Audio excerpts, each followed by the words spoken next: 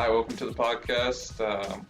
I'm Jackson Lowry, sophomore here at Bridgewater State, and this is my guest.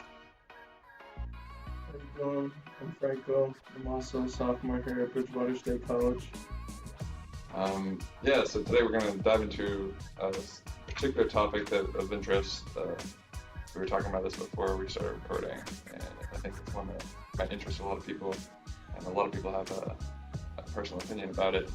As we wanted to get into Governor Baker's ban in Massachusetts on all vaping products, the sale of all vaping products. So, personally, how do you feel about the ban? I think it's absurd. I think it's absurd for a lot of reasons.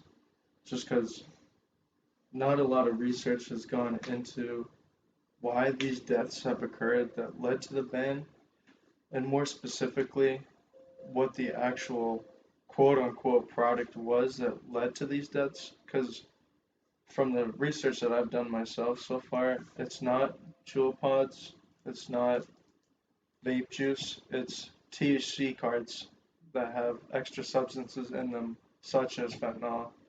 It's just a very prime example. Right. We were talking about this as they did this for a public health crisis. That's the initial reasoning. They wanted to figure out what is making people sick, and I think by claiming that it's a public health crisis and doing just that, and they're creating a public health crisis. You're killing an industry made in Massachusetts right now. You have stores shutting down, businesses going out of business because of this ban, and most importantly, you have people switching to cigarettes, back to cigarettes. The initial purpose of these vaping products was to get people off of cigarettes. Now you got people going back to cigarettes. I mean, you're undoing years of work. The transfer.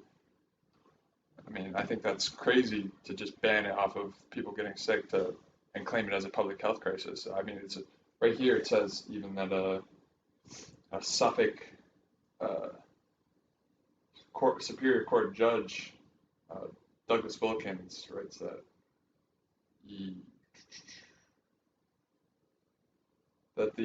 while the plaintiffs have shown a likelihood of success, the balance of harms weighs in defendants' favor in some respects, and immediate injunction against the entire order would contravene the public interest.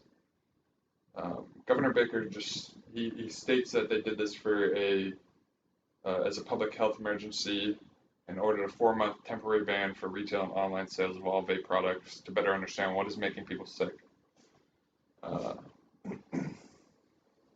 You have people saying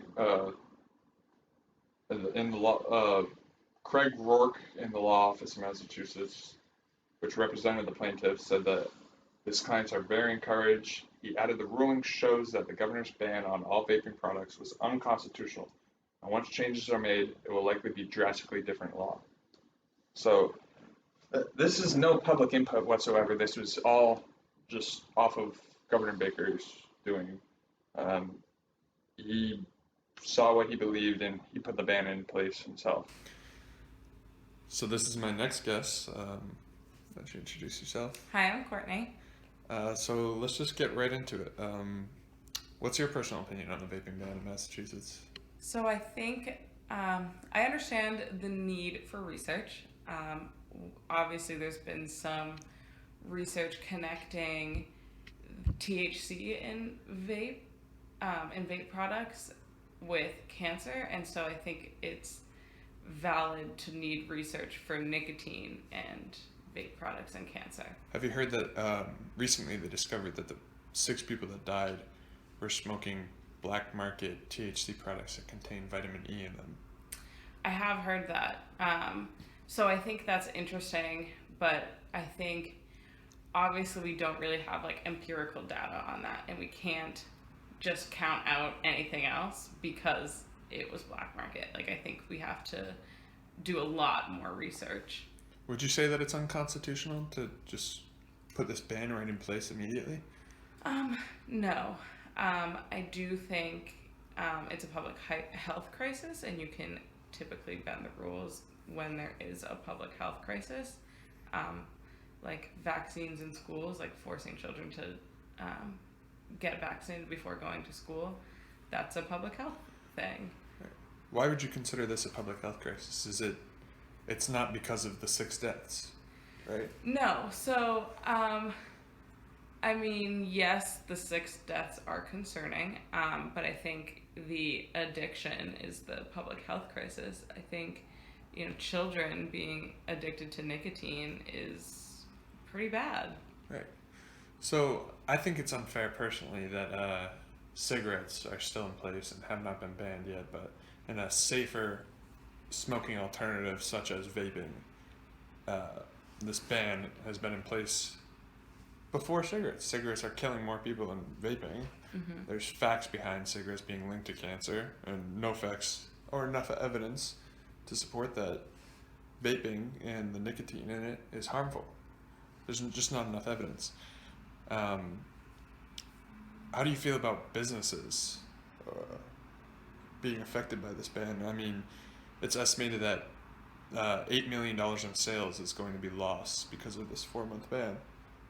Yeah, so I know that a lot of small businesses are going to lose a lot of money, which is really unfortunate. Honestly, I don't really feel that bad for like the Juul company, because we know that they were marketing towards teenagers and they are not a small business. But I think it would have been interesting, instead of a ban, to tax vape products the way we tax cigarettes. And it would have generated a lot of revenue for the state, as well as deter people from buying such products.